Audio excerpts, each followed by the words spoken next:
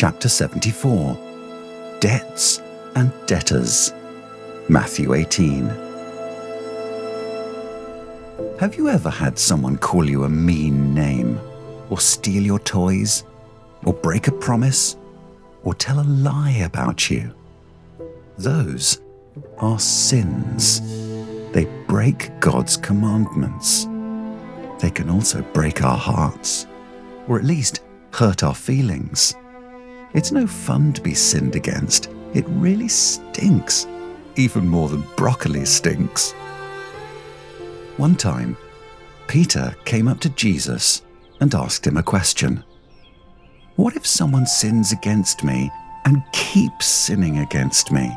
How many times do I need to forgive him? If he sins against me 7 times, do I still need to forgive him? Jesus said, no, not 7 times, but 77 times. Whoa, that's a lot of forgiving. How can Jesus expect us to forgive people who treat us so poorly? That's not fair, is it? Jesus told a story to explain himself. Suppose there was a king with many servants, and one of the servants owed the king $10 billion. When the servant couldn't pay up, the king ordered the man and his wife and children to be sold into slavery to pay off his debt. But the servant begged the king to be patient with him as he tried to get the money.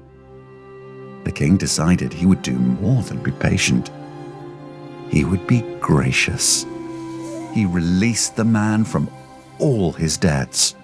The man owed the king nothing. Imagine a $10 billion debt gone just like that. Later, that same servant found another servant who owed him $15,000. That's a lot less than $10 billion. You would think the man wouldn't fuss over several $1,000s after he'd been forgiven for so much more. But he grabbed the other servant by the neck and demanded that he pay up.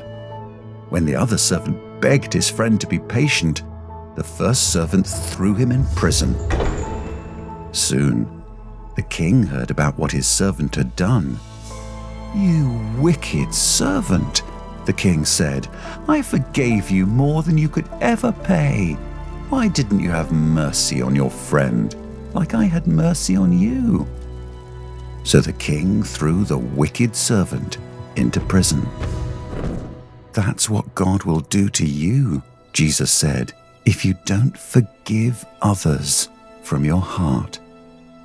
Sin is serious business. God doesn't like it when we're sinned against, but he doesn't like it when we sin against him. And yet, he cancels all our debts when we believe in Jesus. If God has mercy on us and our millions and billions of sins, shouldn't we forgive those who have much smaller sins against us? Once we know God's mercy, we will want to be merciful too.